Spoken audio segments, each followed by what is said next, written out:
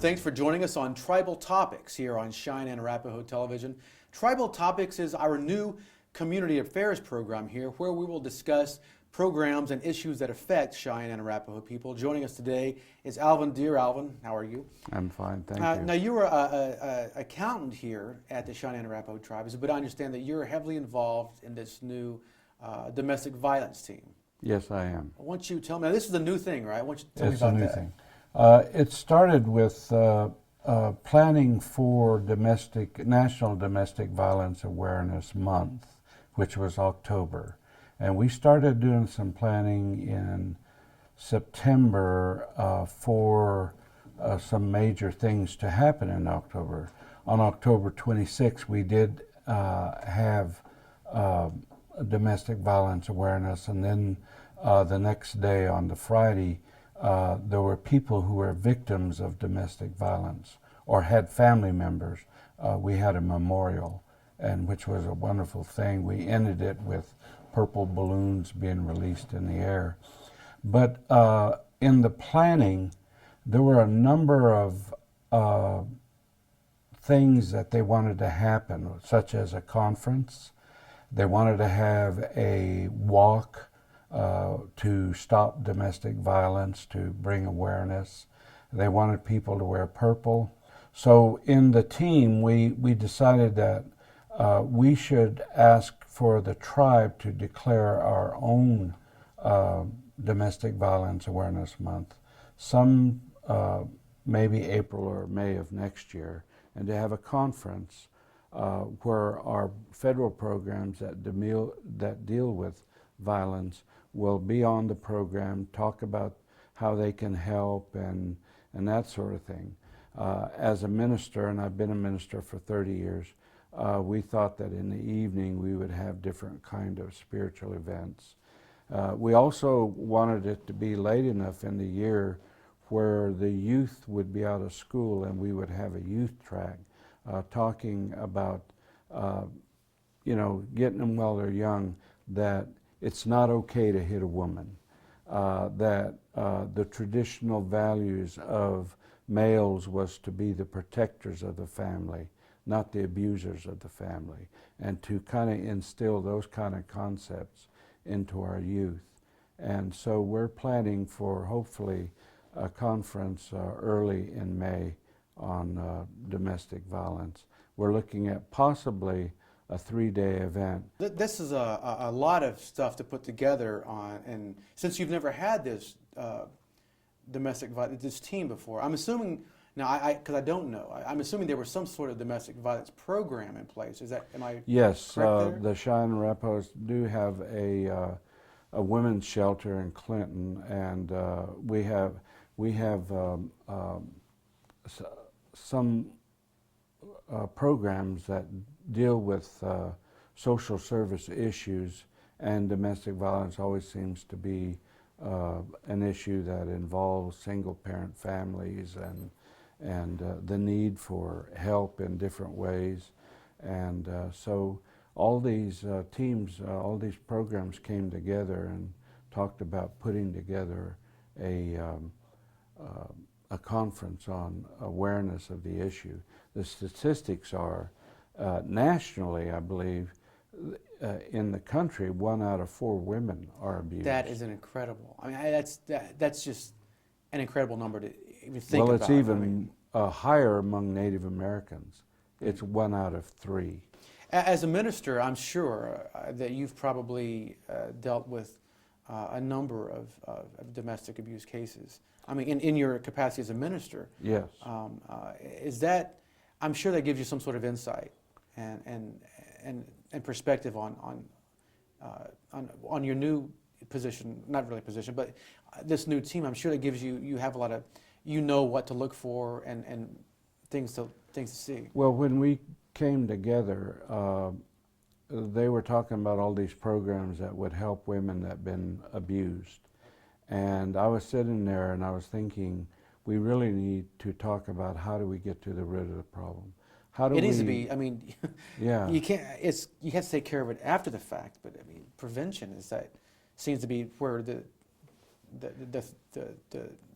thrust ought to be. And it's a deep-rooted problem because a lot of times, a matter of fact, most of the time, alcohol or drug abuse is involved.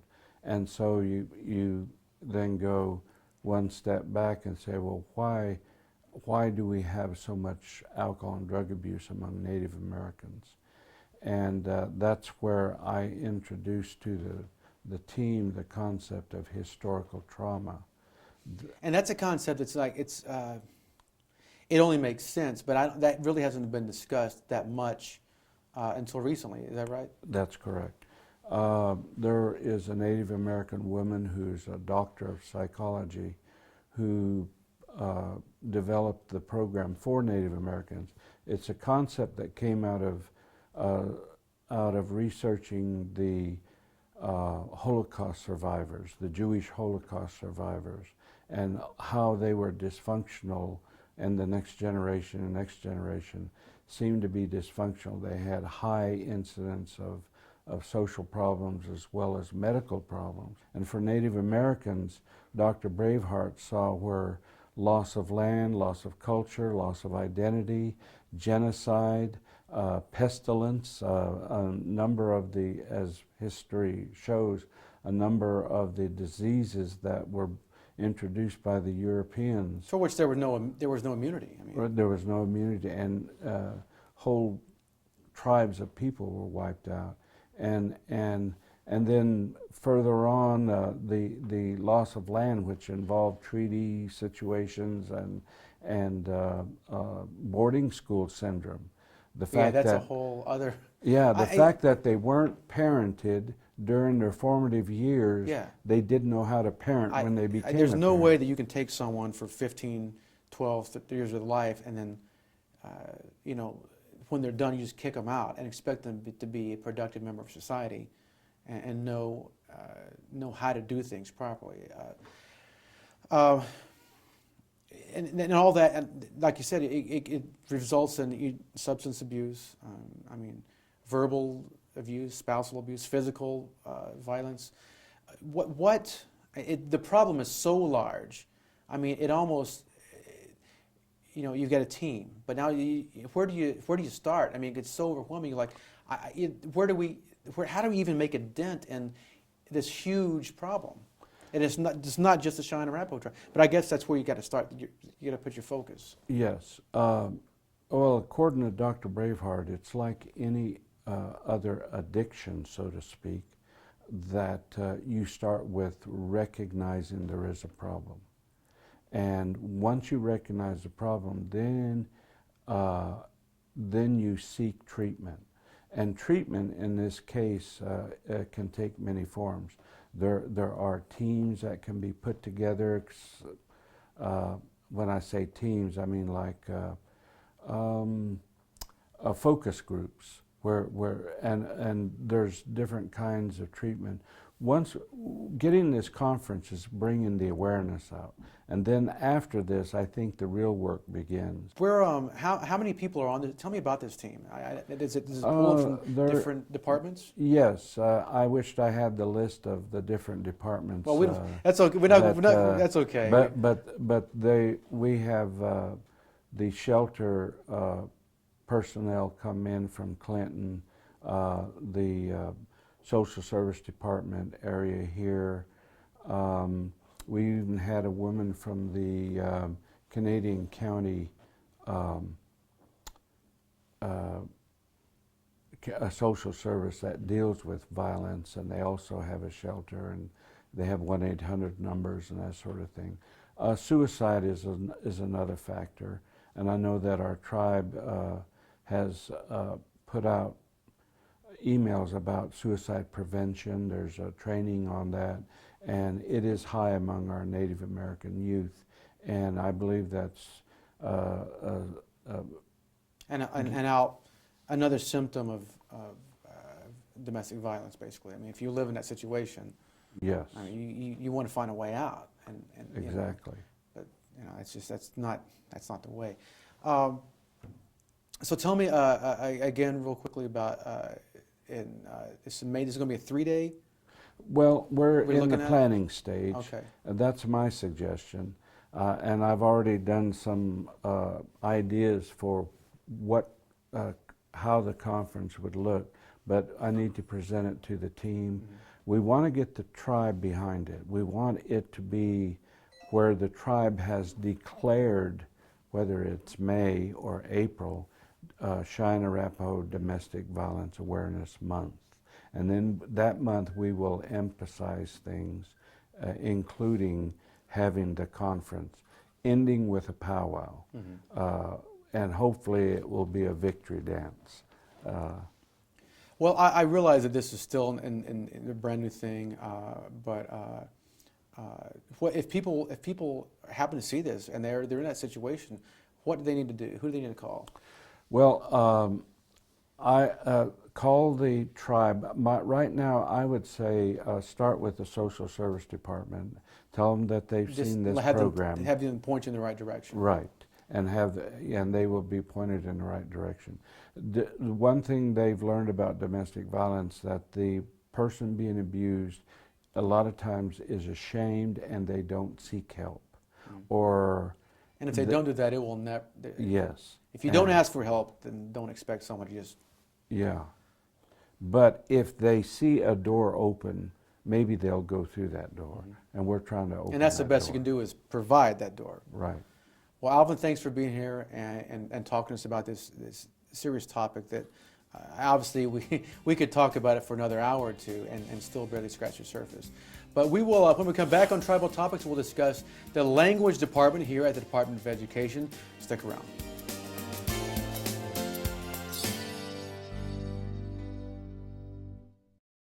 I don't know what's in second or third place in most people's lives, but I know what's in first: our children. Native American youth are the most at-risk population in this country. And that's why I created the Center for Native American Youth. We are working with tribes and families to improve the lives of Native American children, and most of all, promote hope. We focus on preventing teen suicide and shining a light on the challenges Native youth face. Please help us build better opportunities for Native American children. Visit our website.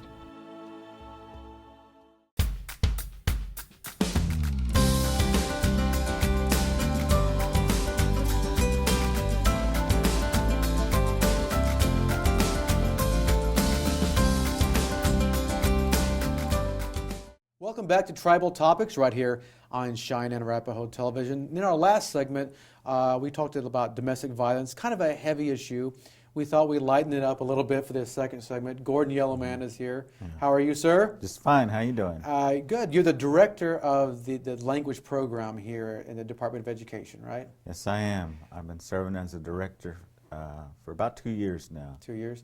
Now, the program, the language department, I guess, has been around for a while, right? It's been around for about 17 years, but it was never really fully organized as a formal language program. We've had language services within the service area, the Cheyenne language in Arapaho through distance learning education, and also in various communities where we went out and visit with the elders and tried to establish some recordings and also try to build a foundation for the Cheyenne language and the Arapaho language.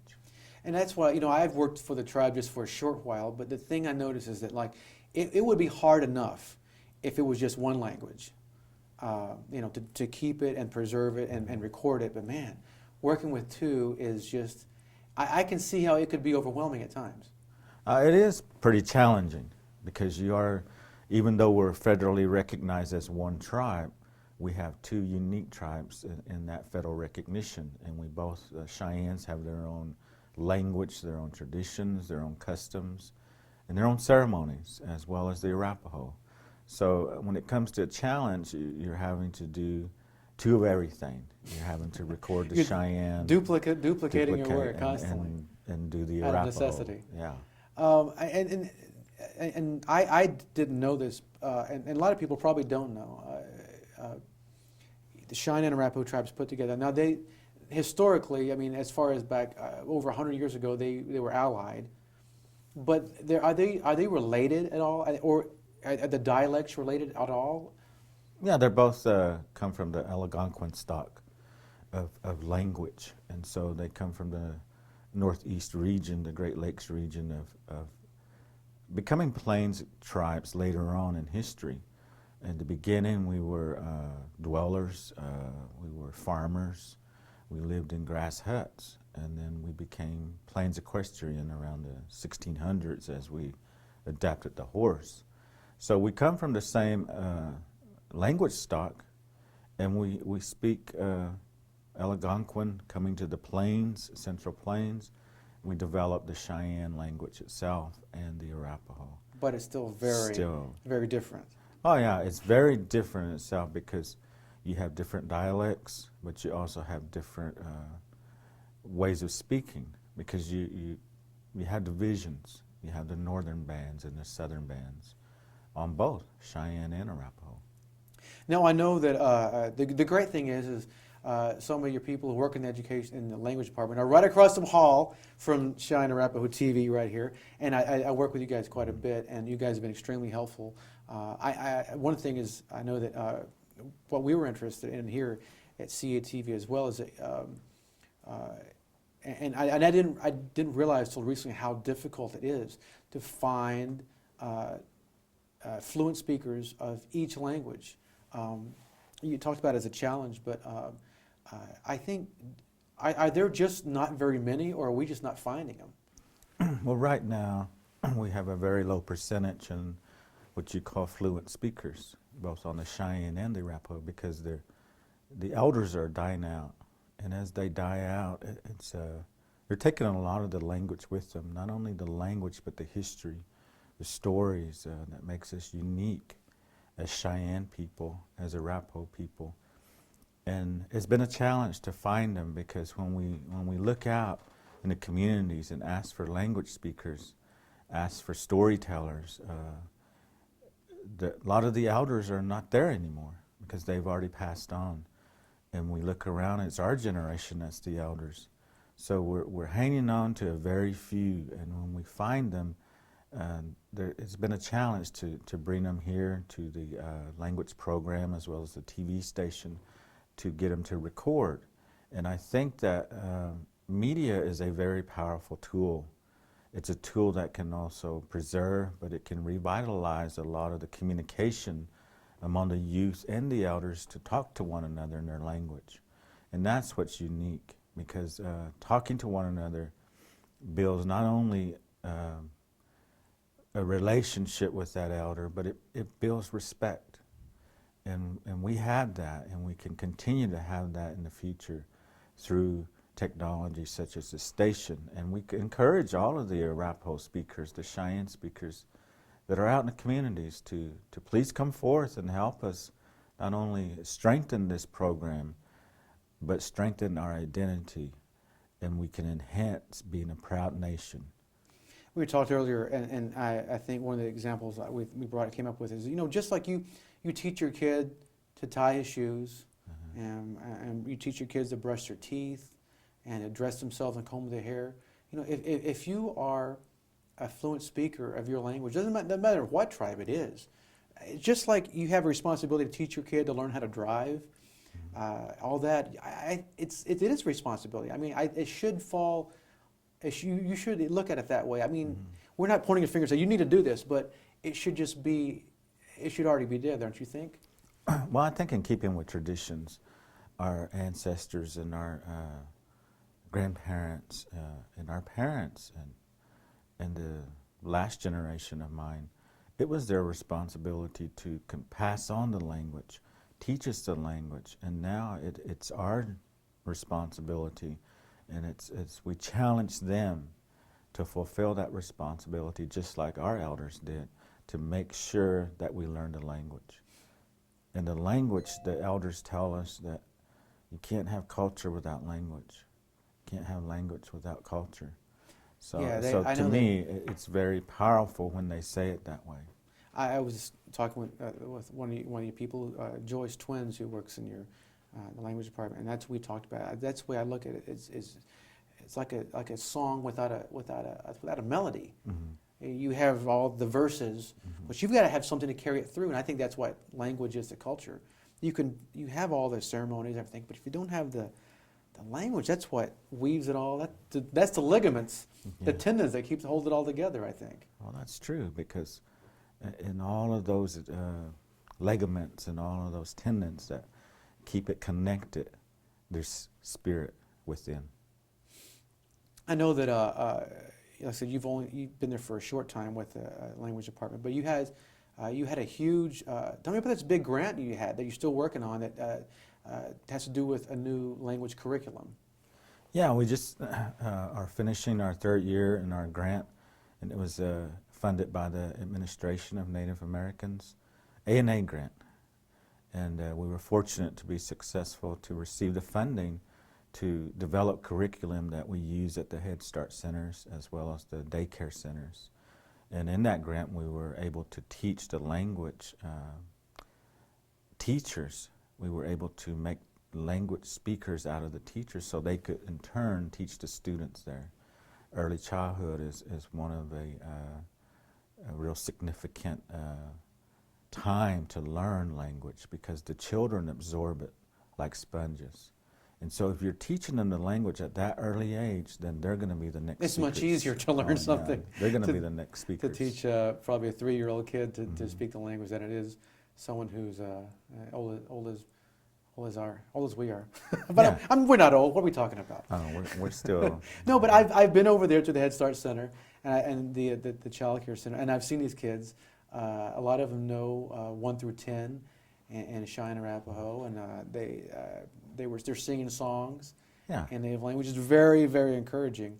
Tell me a little bit more about this curriculum itself, though. What all is involved? Are we talking books or CDs, or how is The this curriculum's going to be consist of 3 levels on the Cheyenne and the Arapaho. Level 1 is going to be beginning words, greetings. Level 2 is going to be colors and symbols, and then level 3 is going to be conversational, being able to say 2 or 3 words together to make a sentence.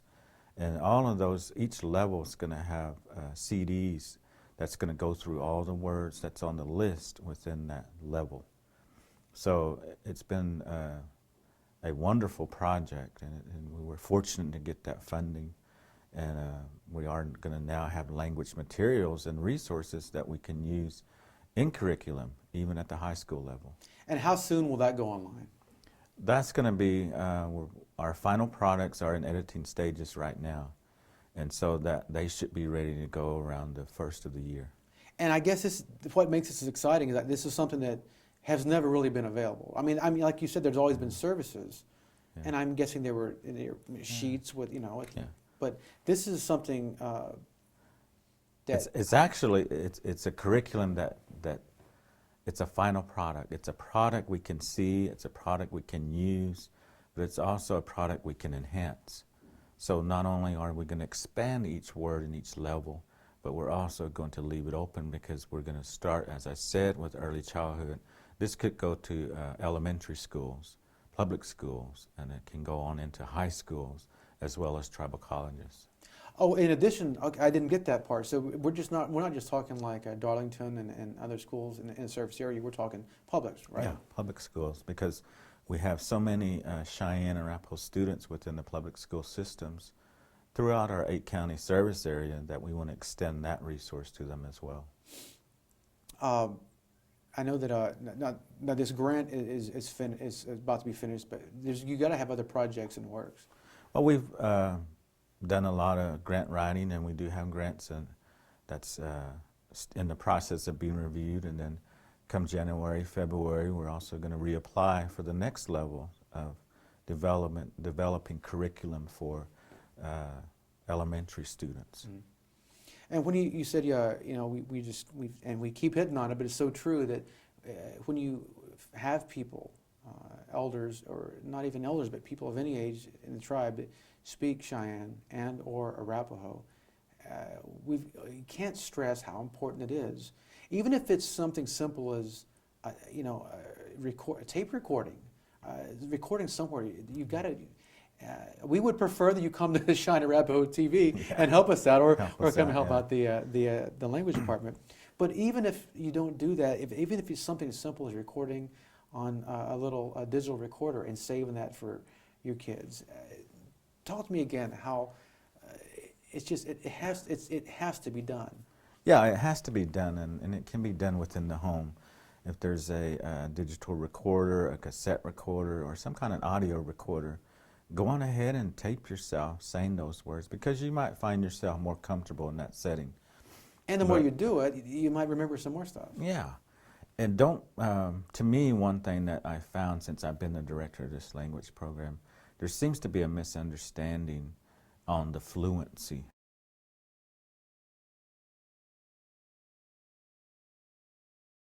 We're all going to have a different percentage of fluency. I may have 5%, Joyce may have 25%. You're not going to find a 100% fluent speaker anymore. They don't exist. So if you put that together, we can build those percentages to meet that 100%. So if you're a speaker out there and you know a few words, 5 or 10 words, how would you ask yourself, what's my fluence level? Am I a fluent speaker? So there's a misconception there. Yeah, don't let the fact that you don't know it Yes. all prevent you Yeah. from sharing And that don't be information. afraid to ask yourself, am I saying it right? Just say it. And the more you say these words, the more you're going to get comfortable in saying it. And then you can speak it. Like me, I remember my grandmother, she would always talk Cheyenne to me, as well as my grandfather, my mother, my father. And I remember them words. I remember them, but I may not necessarily can speak them. But when someone else says it, I know exactly what they're saying. So again, that's another perspective of degree of fluency. So let's not say I'm not going to come over here because I'm not fluent. That's not our call. Our call is to ask you to come here and share with us whatever few words you know in language, because it's it way. may be one that we Yeah. didn't have before. Yeah, we didn't have, and it might be a ceremony, it may be a ceremonial song, it may be what they call sacred language, it may be spiritual language, it may be language we use in our, our Native American church, it might be language we use in our everyday society, and that's our whole point. We want our language to be a living culture within our society. And I know that the director of the education department here, Teresa Dorsett, she mentioned that an elder told her once, don't worry so much, don't stress about getting the words right all the time. As long as you're speaking, as long as you're speaking. If someone can come along and help you out with the proper pronunciation, but as long as you get it going, kind of like riding a bike. Oh, You know, yeah. it's like, it doesn't matter if you go forwards or backwards. If you just stand there, you Yeah. fall over. You got to get moving, Yeah. all right? And everything, when I talk to kids, we always understand what this means and what that means, And so when we can say, hey, Hawaiian, that's yes and no. And so when you can connect that movement, connect that word and place it with that movement, they're all going to understand that it's a very simple and easy way to learn it. And so that's what we want to do is teach in that method and teach them how to say commands, but use it every day. Don't say yes or no. You say it in Cheyenne, say it in Arapaho. And that's how we're going to keep building off of those simple words. But we got to start somewhere, and Absolutely. this TV station is an excellent place to do that. Well, we look for more exciting stuff to come from your department, and hopefully from you guys at home. Hopefully you have more speakers of Cheyenne and or Arapaho. Please, you can contact Gordon. Real quick, they can contact you Yeah. anytime there. Gordon Yellowman at the language program. And you can also contact us here at Cheyenne and Arapaho TV. Thank you for joining us, and we will see you next time.